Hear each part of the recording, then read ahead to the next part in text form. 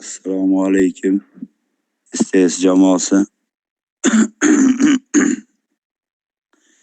Hammalarni kirib kelgan ro'za Ramazon kunlari bilan muborak etaman. Men avvalo murojaat qilganman sizlarga.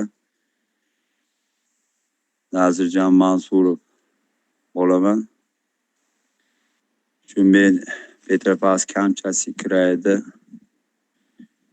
Petropavlovsk Kamchatkada mas'ulda ishlab qaytgan edim. Sizlarga murojaatim bor edi.